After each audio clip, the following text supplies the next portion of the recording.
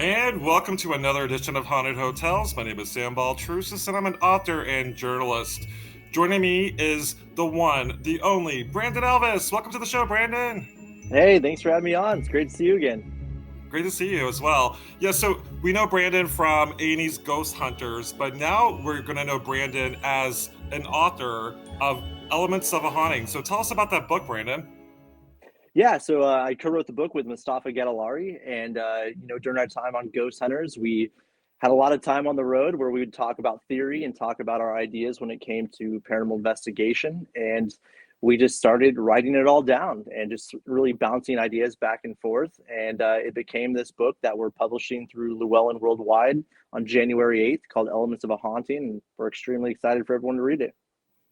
So I've heard through the grapevine that you have a classification system that you hashed out, and I don't want to give too much away, but can you give us a sneak peek of that classification? Yeah, absolutely. When I first got involved in the paranormal, before I ever stepped foot in the field, I read as much, literary books as I possibly could, everything I could about ghosts and hauntings. Some of the amazing case logs from the Ghost Club of London and other researchers from that time period. And I noticed a pattern that they started to categorize and talk about ghosts and hauntings differently than we do today. A lot of times you see people saying, is it intelligent? Is it residual? That's really where it ends. But going back in those case logs, over a century ago, I started to notice that they would really classify it, not only based on their own, experiences, but with data as well. So I wanted to kind of revive that and go a bit further with it. And that's something that we implement into this book. And we break it down with the data we've collected over, all of our investigations for 17 years. And we talk about the history associated with it as well. So I can't wait for everyone to see it. And I think it's really going to help push the field forward.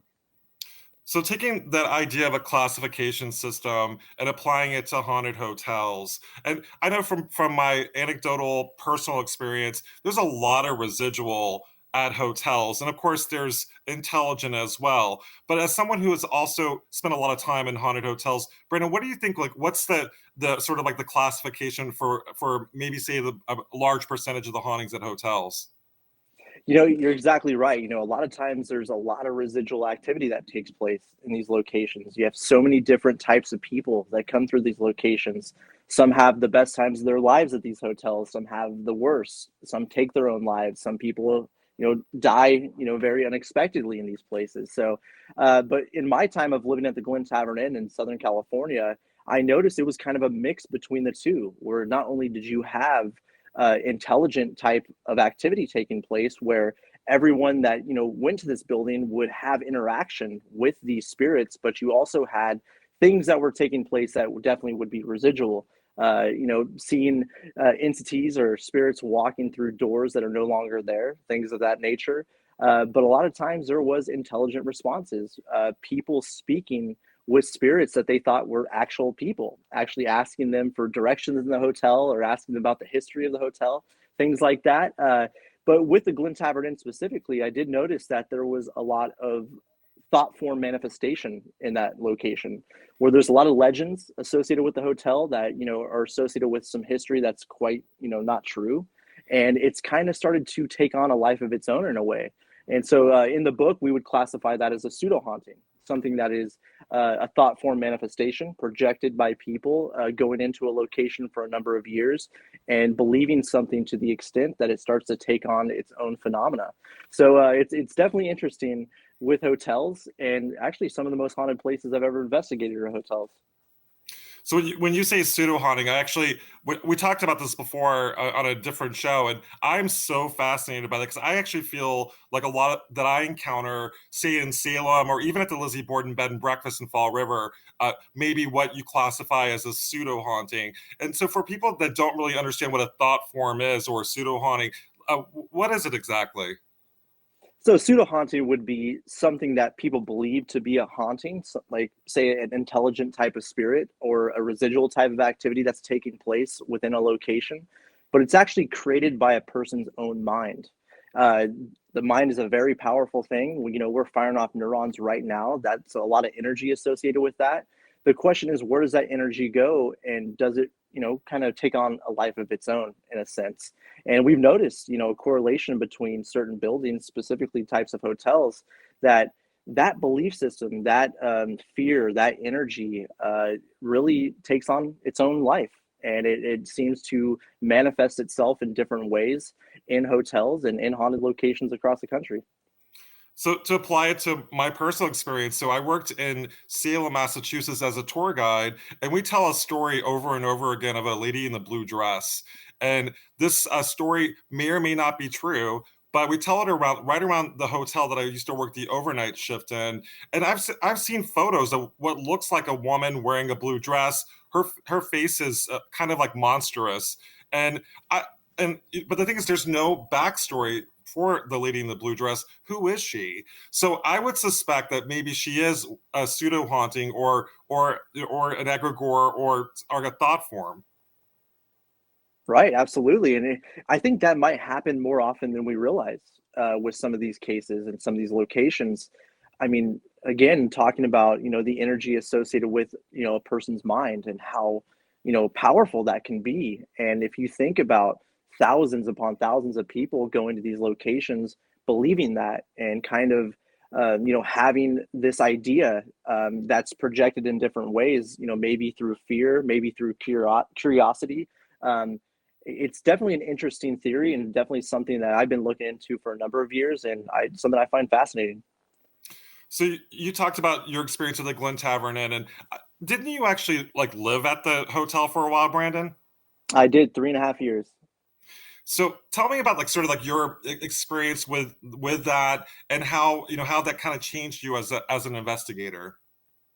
Living at the hotel was really interesting because not only did I live there, I worked at the hotel in day-to-day operations. I, would check guests in, I would help guests to their room, I would be overnight manager, all kinds of things. So, I did a bit of everything when I lived there and worked there.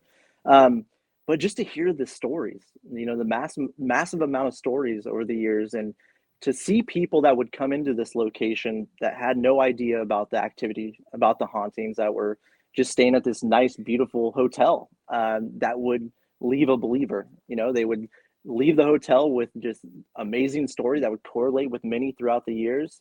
And, it was really cool to see that. It's one thing to read the stories, read about the history, to hear about people having experiences. But once you have that first hand account of someone that you spoke to prior to staying in a room, and then once they leave that room, talking about their experiences is really phenomenal and within itself. But one thing I did notice with the Glen Tavern that was unique was that building has a way of influencing people in a sense I've never seen before with buildings. I know that there's different building owners throughout the country that own bed and breakfasts or hotels or haunted locations that say they've been influenced or have had things that happen that they attribute to the building. But one thing I did notice with the Glen Tavern Inn is the fact that if you live there or you spend a significant amount of time in that location, it would change you in a way. And it was really never for the positive, unfortunately.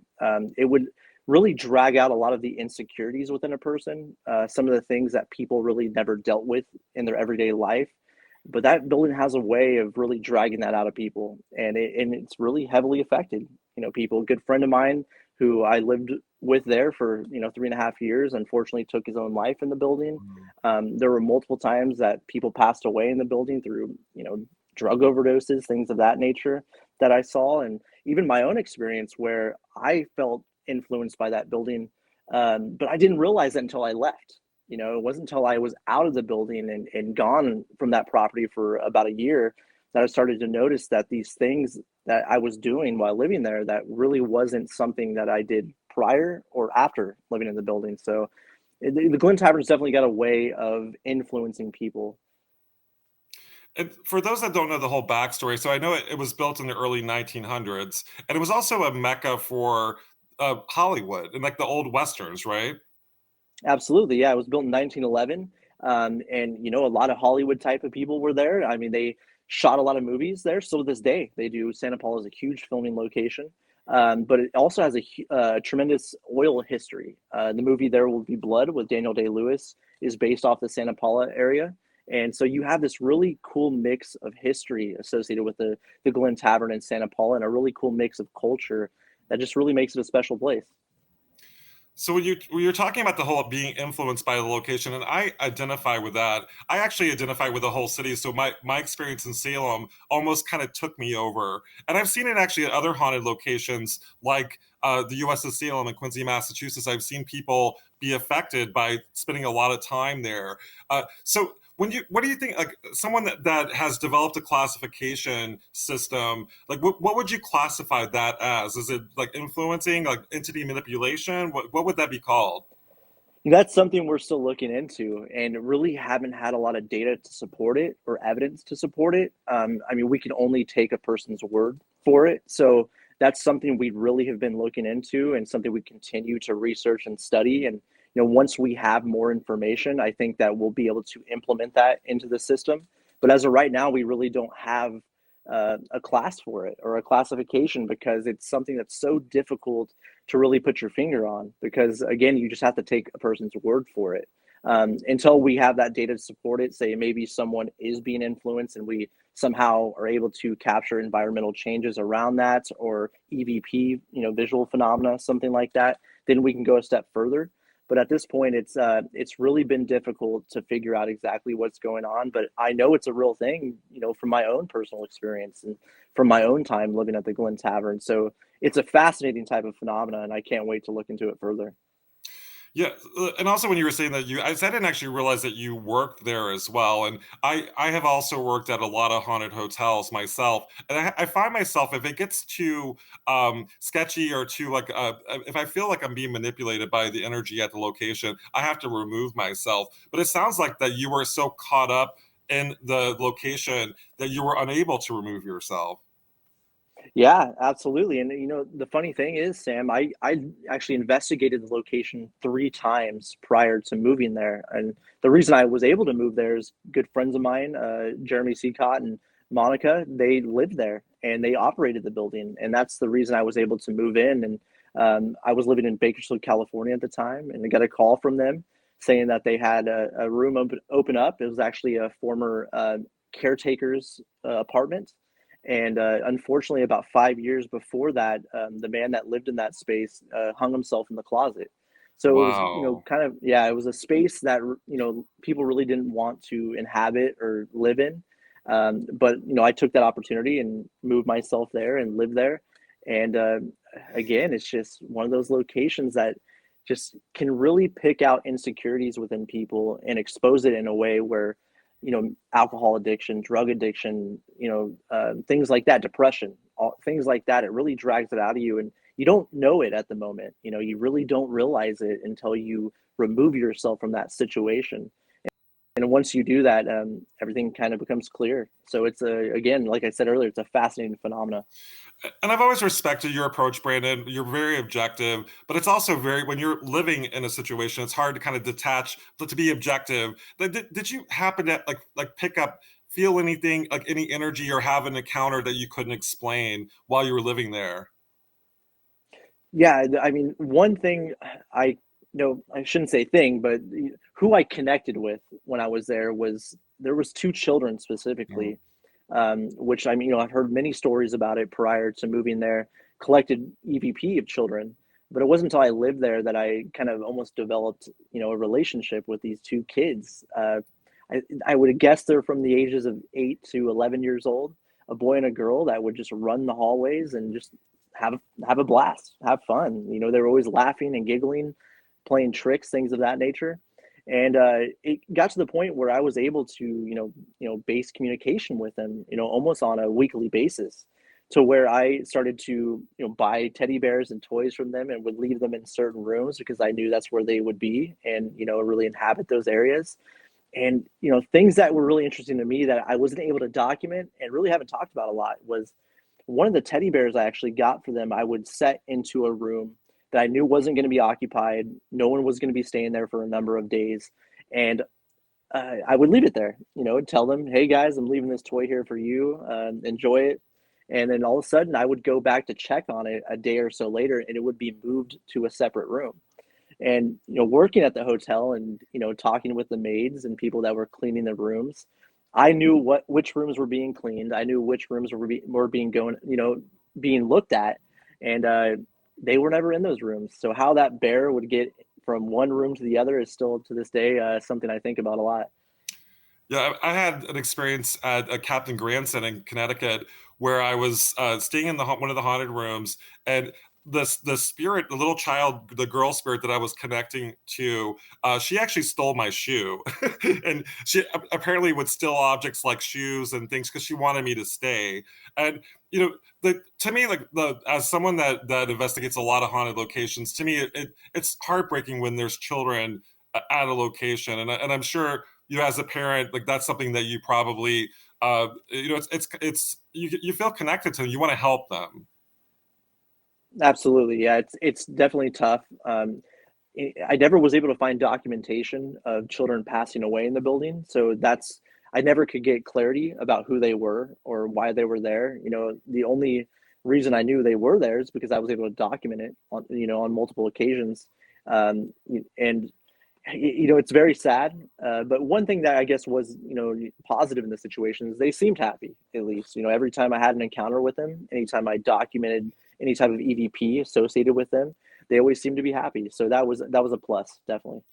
One of the things I've noticed also myself, like going into haunted hotels or haunted locations, when there's children, usually there is sort of like a parental spirit kind of guarding them. Did you encounter that as well at the end?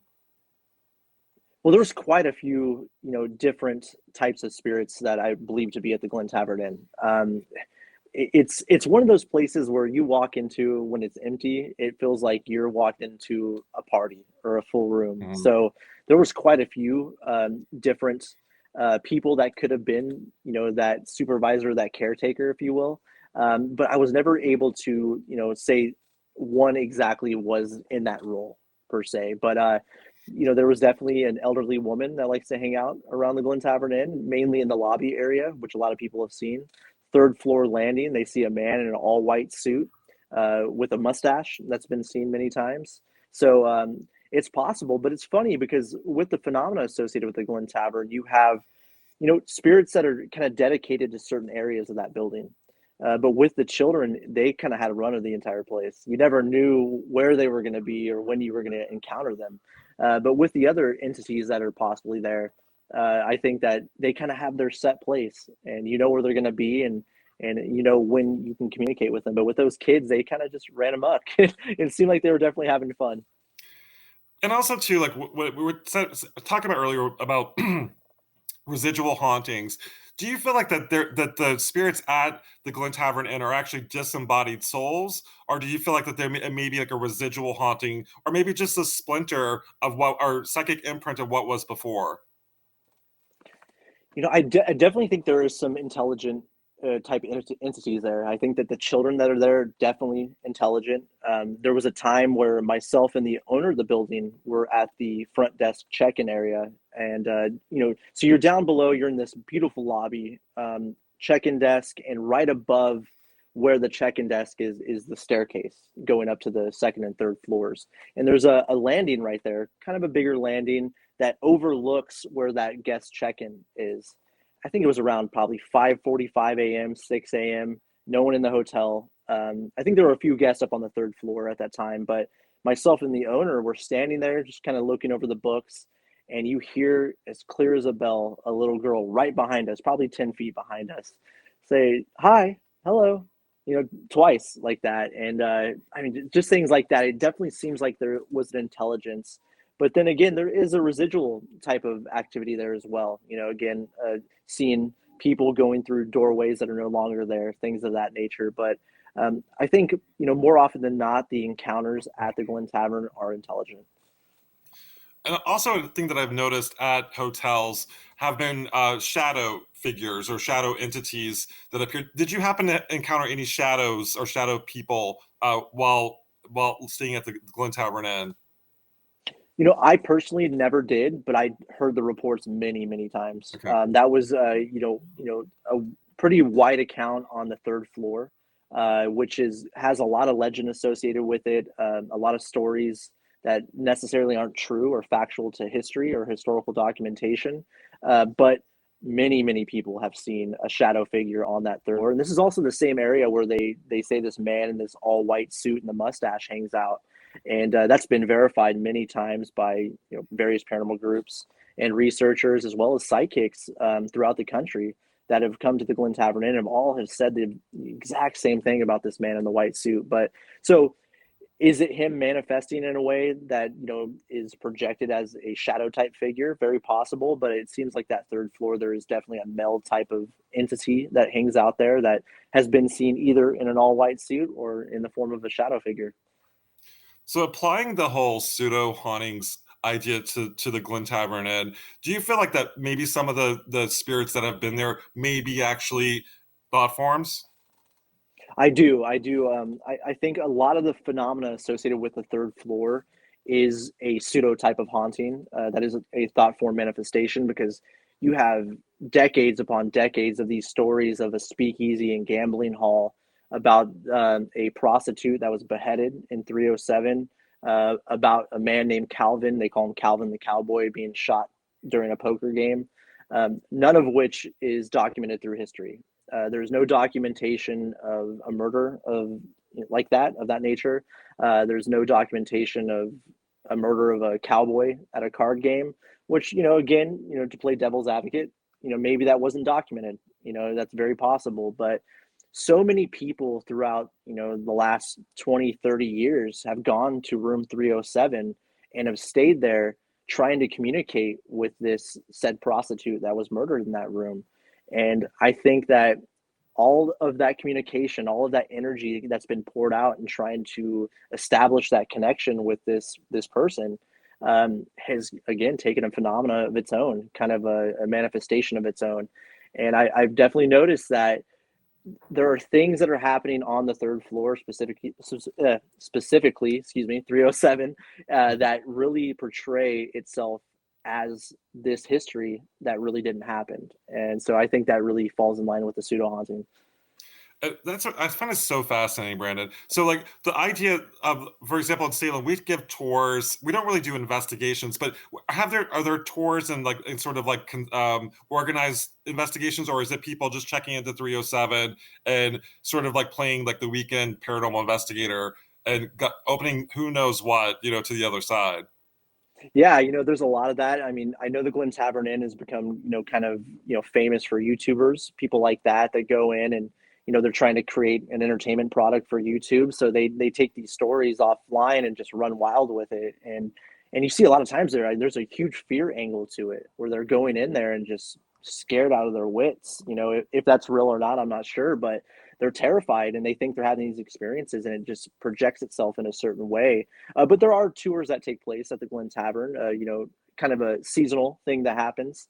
Craig Owens, who wrote Haunted by History, he's like the foremost expert when it comes to the Glen Tavern Inn and its history. I think he's done the most, historical research on that building than anyone. And he's really separated that fact from legend with that location. But I mean, there's been thousands upon thousands of people that have gone to 307, believing in this story and having these experiences that it's, become something within itself. And so these pseudo hauntings or thought form manifestations, do you find that they can be actually dangerous? Because I have seen that what I think may be an egregore actually maybe be more vicious than an actual legit haunting. Right. Yeah. I think it's a very strong possibility. Yeah. Because again, I think that fear angle drives, a big portion of that manifestation, if you will. So fear can be a nasty, ugly thing, right? And if this manifestation somehow is using the energy from these, events of people being so scared and so terrified, um, why wouldn't it manifest itself in that sense, as this scary type of energy or entity? So I think it's very possible. Absolutely. It's almost like a rage monster or like a fear monster that's created. This is thank you for talking about this, because this is something that I've been thinking about as a paranormal researcher and author myself, and it's good that someone is looking into it and actually trying to give a classification system for what we encounter out in the field. Yeah, it's a lot of fun, first and foremost, but I think it's something that's much needed within the field. Again, talking about entities and spirits, I mean, there's so many different types. It's not just intelligent residual. I mean, I think that's doing a major disservice to these people that lived these amazing lives, some of which have died tragically in these locations. I think that putting a name and a face and a history to the phenomena and giving it a classification, I think is really helping not only the field but the possible entities that are at these locations and really helping tell that story. So I have an encounter that happened at a hotel in Quincy, Massachusetts that I would call a doppelganger. So there was a woman that was alive. She was what I saw was what looked like a woman wearing a blue shirt. Uh, you can hear the elevator open up and and walk down the hall. Sorry, my throat's really dry right now. Yeah, not a problem.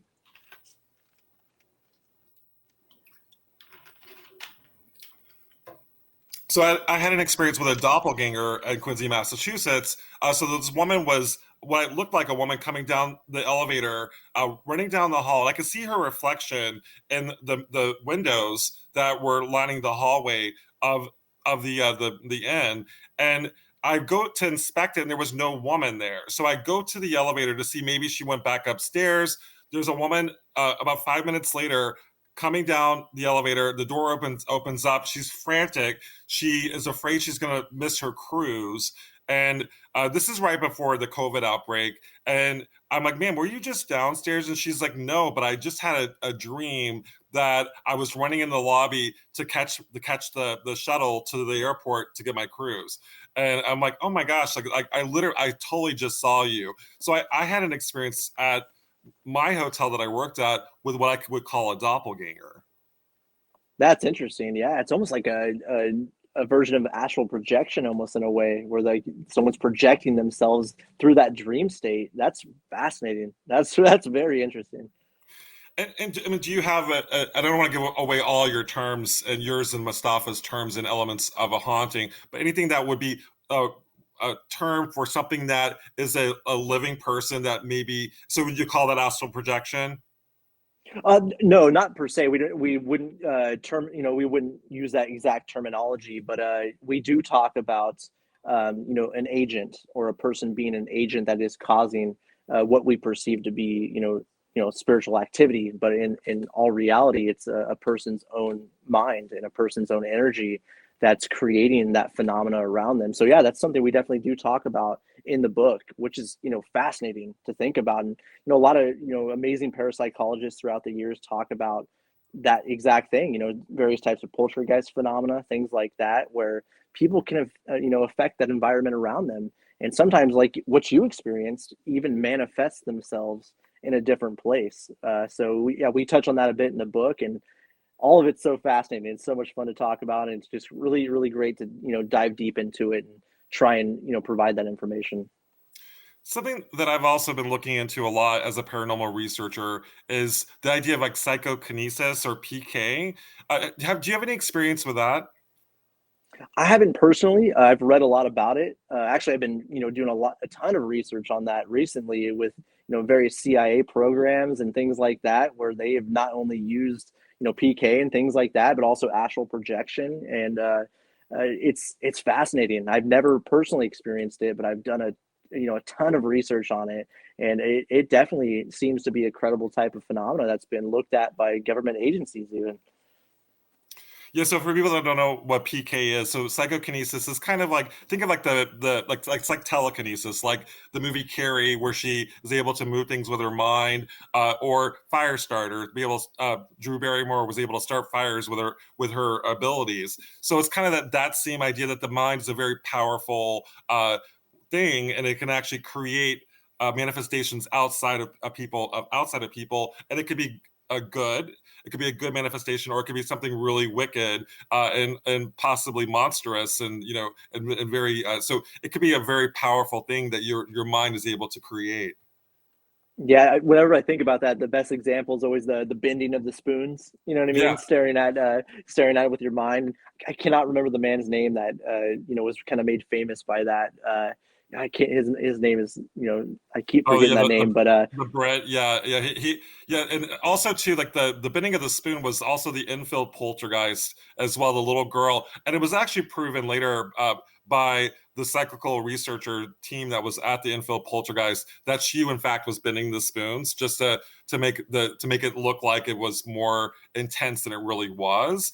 But I also, right, like with the infield poltergeist, I also think that there was legit stuff going on, but I also think that she was a little girl that may have had abilities that was causing that to manifest outside of her body. right, absolutely. And and that also ties into the idea of a poltergeist. Do you think that poltergeists are actually spirits, or is it somehow attached to people? Because a lot of people that I've talked to think that poltergeists are somehow it is almost like psychokinesis. Yeah, I would be in that camp as well.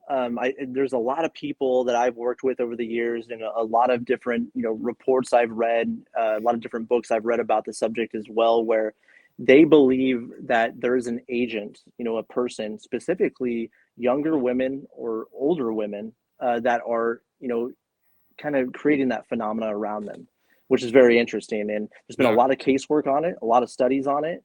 But I think the term gets thrown around a lot more than we realize, and I think probably because of the movie Poltergeist. yeah. But a lot of the studies I've seen that are very credible, from people that I trust and have done really great work, it's always centered around a living person, and that living person creating that type of phenomena, be it PK, different type, objects moving, things like that, or even seeing entities or apparitions, things of that nature. So I would lend to believe, I think more often than not, there's an agent involved and a person that's actually living, creating that type of phenomena.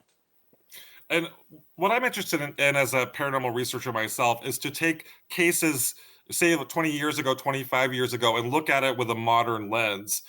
And also, as you kind of pointed out earlier in our conversation, it's actually stuff that's been discussed like 100 years ago as well. So like maybe look at sort of like where the beginnings of ghost hunting started, and maybe go back there to revisit some of that and some of the ideas and apply it to modern day, and maybe we'll get answers to things that have been called, say, demons or poltergeists, and are in fact something that is something completely different and not demonic. Yeah, exactly. I mean, if you look back in case logs going back 100 years ago, 100, even more than 100 years, you got, I mean, these brilliant people like Charles Dickens, Lord Byron, people like Yeah. that that were working with the Club of London and doing factual research. And I mean, these are very brilliant people. And it's, if you're able to pick up where they left off and continue that line of thinking and continue that type of research, I think that's the way to go. And I think that's something that can really help build a solid foundation for research and for the field. And again, these brilliant minds, people that you wouldn't think would be involved in ghost hunting or looking into unexplained phenomena, that really dedicated a good portion of their life to it. So, Brandon, I identify as clairvoyant, but I also try to be objective as possible when I'm going into a location. What are your thoughts on bringing in, say, a psychic, medium, or a clairvoyant to a location when you're doing your research? I think it's great. Okay. Anytime you can utilize someone that has a natural ability, which I think everyone has a natural ability. It's just a matter if if you're in tune with it. I think everyone has a natural sixth sense, an intuition, things like that. Everyone has a gut feeling every once in a while. Everyone has that intuition within them and inside of them. But I think people like yourself that are far more in tune to it is very beneficial to any investigation, and utilizing that within an investigation and within research can help tremendously and help a lot. I've worked with Patrick Smith, who was a good friend of mine for many years, one of the most brilliant psychics I've ever met. And he's helped us on cases many times. So anytime we're able to utilize someone with that, that ability, we're all for it. That's for sure. Because if we went to an investigation or went into this type of research with a bias like that, saying, oh, psychic phenomena is not real, or ghosts aren't real, things like that. I mean, we're biased. We're not conducting a proper investigation. We have to be open to that possibility, and it's okay to be skeptical, but you can't go around calling yourself a skeptic if you're a non-believer. And I think a lot of times that terminology gets mixed up, where people that are simply non-believers call themselves skeptics, and I think it gives the term skeptic kind of a bad name. Yeah, the reason why I'm actually kind of surprised that you're saying this, because knowing sort of like the ghost hunters methodology, I know, having worked with some of the original ghost hunters team, I know that they're pretty much, they don't want psychics in their investigations, almost like it ruins it. But I like that you're open minded to use working with clairvoyants or psychics in your investigation. Yeah, and everyone has their own style. Everyone has their own way of investigating the paranormal. But, from my opinion, and this is just my opinion, if you go into a situation not, wanting to utilize people that may have this ability, I think that you're doing a disservice to the investigation. Again, that walking that line of non-believer and skeptic is really tough. But I think it's just if you have the ability to do it, why not give it a shot and see if it helps and aids the investigation? I think being closed-minded in that regard is just not doing, it's not doing justice to the type of research that should be conducted. So you mentioned Craig earlier with the Glen Tavern Inn. He also specializes in the RMS Queen Mary, and I know that you've done a lot of work on the RMS Queen Mary. In fact, you have video and a photo of to me, like, one of the most like profound entity captures that I've seen. So tell us about your experience with the Queen Mary. Yeah, the first full investigation I conducted at the RMS Queen Mary was in the winter of 2008. I'd been there previously, went on ghost tours, things like that, but never actually had a chance to investigate portions of the ship for myself. And it was in the winter of 2008. I went to the first class pool myself, an investigator in training, and a security guard. This is back when the Queen Mary was far more accessible than it is today. But went down there and started to show this investigator in training how to conduct a proper EMF sweep. And we were in the first class pool changing stalls. And I handed her a mini DV camera, which was tape at that time, with night vision capability, an EMF detector, and started to show her how to do a sweep. Checking all areas of the first class pool changing stalls, looking for wiring, looking for any type of man-made mechanical device that would give off EMF. And really not much happened. It was really quiet. It's kind of an isolated area on the ship. When people are staying there, the rooms are, a bit of a distance from the first class pool area. So not much happened. We left, packed up, went home, and it actually wasn't until 9 months later that I looked at the footage that we captured this amazing image that we did in the first class pool changing stalls. And to this day, I mean, it's been over a decade that I've had it peer reviewed, looked at by scientists like Dr. Harry Clore, video engineers, people like that. And no one has a solid explanation for it yet. But, in my time investigating the RMS Queen Mary since 2008, I've been very lucky to be on the ship, a number of times. That first class pool is something that is just so unique, something that is just has its own, it's like its own little world. It's hard to explain, but there's so much phenomena taking place in that area that it's just mind blowing. And it's something that I've been looking into since 2008, been analyzing, been collecting data, having that data looked at, peer reviewed, and something that I'm actually working on now and releasing that data to the public and showing some of that information that has been peer reviewed and showing that we don't have an explanation for it yet. And that's what makes the Queen Mary such a special place. Now, when it comes to the image, to me, it looks obviously like it's a woman or like a girl. Like, I know people say that. Like, what do people think it is? The spirit that you captured or the entity you captured on camera? A lot of people associate it with Jackie, or this Right. this spirit that was kind of made famous by Peter James and sightings. And um, to me, I'm not sure who it is or what it is. It definitely looks feminine to me. When you show it to people, it's almost like a 50-50 split. A lot of people, 50% say it's a little girl, 50% say it's a woman. So it's tough. But to me, all I know is that it looks like a person that was not there. We know for a fact we were down there for an hour and a half, almost 2 hours, and with only a security guard. Not easy to get into. You can't really break into the area, and again, having that footage analyzed so many times by various professionals, it moves in such a way that would be very hard to fake or stage. And I actually have video that I'm going to be releasing soon where I went back with an engineer to the very exact spot to the changing stall where it happened, just to kind of give him an idea of how small that space is, and if it would be possible if someone was trying to pull the wool over eyes or something like that. And that'll be released soon, but it's such a fascinating place. The first class pool is unlike anything I've ever encountered, and probably one of the most haunted places in the world. So for people that don't know, the RMS Queen Mary for many years served as a hotel too. So it actually fits in with our haunted hotels theme for this It podcast. does. And have you spent a lot of, I know you spent a lot of time investigating, but did you spend a lot of overnights there as well? Absolutely. Yeah, there was times I would stay up to 5 days sometimes on the ship, and it's just anywhere you are in that ship. I mean, you can encounter something unexplainable at any moment, especially in those staterooms and in the cabins. So you kind of have to immerse yourself into the RMS Queen Mary if you want to have that experience or try and collect, data or evidence.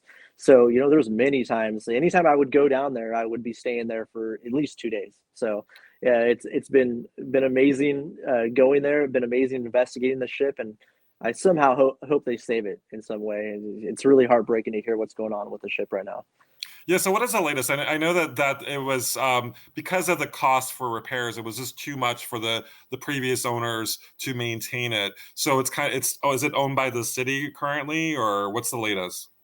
It is, from my understanding. I mean, it's such a muddy situation, and it's Yeah. changed hands so many times. It's really hard to keep up on. And I know that there was a lot of money that was put into the Queen Mary that somehow mysteriously didn't actually get put into the ship, which is Oh, very unfortunate. yeah. But there's a lot of different, plans they have. I mean, everything from, getting it back to Scotland, where, there's different plans about gutting it and piecing it out. There's plans of even sinking the ship. I've heard so many different things, and I've read about so many different things. So I don't think they're quite sure what they're going to do as of yet. But I hope that they can preserve it. I mean, even if they move it, I mean, please keep it intact. I mean, it's such an amazing piece of history, an amazing piece of World War II history. I hope somehow they can save it. I hope so too, and I think that it's also very important to the paranormal community as well. And it's one of those locations that I actually have not been able to investigate, and it's been on my bucket list. And I wanted to go in the Queen Mary before I can't. And well, actually, we can't go in now unless you have special permission, right? So it's already beyond the point of going in. Yeah, I was very lucky to go there with the Dark Zone last year Yeah. when Jay and Kathleen they did the event there, and that was a very unique experience because there was no one on the ship except for the production crew and the people involved with the event and the live stream. But you would be walking down those hallways, and it would sound like there was people in the staterooms and in the cabins. So that was a very cool, unique experience. No, I've also like some locations that have changed hands or were kind of went through disrepair during COVID. I noticed a weird phenomenon that the spirits were really chaotic. And in some cases, they wanted to leave or to be crossed over. Did you feel like that there was like sort of a chaotic feeling with the spirits, or maybe opposite, were they kind of sleepy? What did you feel when you were doing the Dark Zone event? It seemed lively. I Yeah. mean, I know that the various teams that went in had, a lot of evidence they gathered, a lot of experiences they had. Uh, but I think that I mean, what, go into 1967 when the ship was docked in Long Beach and kind of became this attraction and hotel. Um, I think that the entities that are there were so used to people being on the ship that once it was empty for so long, it seemed like there was a bit of confusion, if you will. Yeah. And then once people were back on the ship for a number of nights, like with the Dark Zone event, that it almost seems like they were almost reaching out, just kind of find out what the hell's going on, really. So it was definitely active, and I know that my time there with the one night I was there had a lot of really cool interaction with the EMCCD camera in the engine room. And I know people were having all kinds of stuff happening with the various staterooms and various cabins. But that time in the engine room was a lot of fun, and it was very unique for sure because I never really had experiences in the engine room prior to that investigation. I a lot of times there's always the first class pool, the boiler rooms, and the infirmary. Never really had much happen in the engine room, but that particular night, the engine room was very, very active. Yeah, it's really so I've done I was when I on the RMS Queen Mary with the Dark Zone. I actually reported from my home and talked about sort of the history and what I was picking up remotely. And I will say, having done the Dark Zone at the Lizzie Borden bed and breakfast, or the murder house as they called it for the Dark Zone, with Susan Slaughter, there's something about Susan I wanted to look out for her when she was on the Queen Mary. And so and I felt that when she was there, I'm like Susan, watch out. And I was like, and she's an amazing investigator. So she doesn't really need my help, but I do feel like I want to protect her from the dark energies that may attack her out in the field. Right, definitely. And so, Brandon. So, when it comes to haunted hotels, we recommend, I ask my guests, if they could stay at any haunted hotel or room with a boo in the world, where would you want to stay and why? Oh man, that is a tough question right there. Oh, so many. The one that always sticks out in my mind in a location I've experienced personally is the Crescent Hotel in Hmm. Eureka Springs, Arkansas, and I think that's Yeah. probably more of a personal thing for myself. Losing a brother to cancer, and the atrocities that took place by Doctor Norman Baker at the Crescent Hotel. That place is very unique. Also, not only with the horrible history associated with the Crescent, but just the land around it, and just the geographic location of that spot is it's almost spiritual in a way. It's got the land has a vibe to it, if you will. But I would have to say the Crescent Hotel. Exact room, I'm not sure because that entire building just seems to be full of energy in some way. But I would have to say the Crescent for sure. And when you're talking about that, that energy, I also got that when I stayed at the Stanley Hotel in Estes Park, Colorado. There's a similar energy to the Crescent that I identify with as well. Oh, and speaking of haunted hotels, I forget that you, with a team, the A&E's Ghost Hunters team, when you did that hotel or that inn in Alaska, and I have to say Mhm. that is still my one of my all time favorite episodes of Ghost Hunters. Yeah, that was what a unique experience that was. I mean, not only taking into account the history of the Halsey and Lynn Hotel and its land with with its history with the indigenous people on that land for centuries, really. But then you have this amazing World War II history. But actually being able to be there during the off season in February, in the middle of winter in Alaska, and that building was empty, no one there, and that place definitely has a life of its own as well. But the Halsland Hotel is a very unique place. Yeah. So any follow up with that, Brandon? I know that there was something weird that happened on the property after. If I remember correctly? I haven't had much follow up personally. Maybe Okay. Daryl would know, but it's. I know. I think it may have changed ownership recently, if I remember correctly. But it's one of those locations that have had numerous reports over the years. Not a location that a lot of tourists go to because I mean it's in deep deep Alaska, but if you get a chance to get out to Haines, I would highly recommend checking out the Halsland. And also too, like just watching you guys make the trek from your where you live to the location, it was an arduous trek. It wasn't something easy for you guys to do. Oh yeah, that was a very brutal travel days, days to get there. And I felt bad for Daryl and Mustafa because they had the longest trek going from the East Coast or upward, not far from where you are. Yeah. So that was a long, long journey for them. So, Brendan, I know you have a couple of events coming up, and I hear that you're doing an event in West Virginia coming up. So, tell us a little bit about that event. Yeah, it's the hospital on College Hill, I believe, and that's a very cool place that actually just I think it's kind of a newer place for investigation that really hasn't been investigated much. It looks like a great location. Getting back with some of the Ghost Hunters alumni there and working with them is going to be great.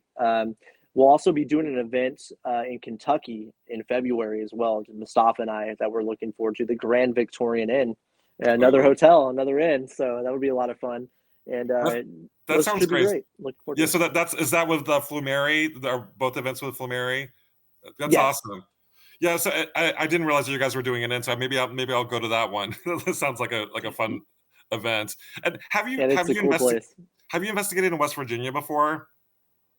I have. It's been many years. I think Harper's Ferry, Oh was the last yes. time I investigated. Yeah, that was the last one. It's been many years, but Harper's Ferry, I think, was the last time I investigated there. Amazing location. Yeah, Fantastic. and I recently did an event in Martinsburg, West Virginia. So you have to pass through Harper's Ferry to get to Martinsburg, and I did the Roundhouse. Highly recommend that location for paranormal investigation, and the people that they're running are really good people. So if you're in the neighborhood, I would say stop by in Martinsburg, West Virginia. Absolutely. I love West Virginia. Beautiful place. Yeah, I love it too. Well, Brandon, it was amazing having you on Haunted Hotels with Sam Baltrusis.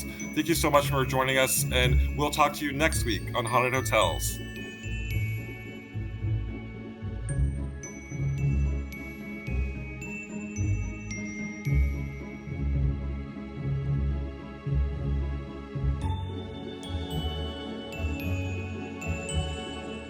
My Paranormal Network.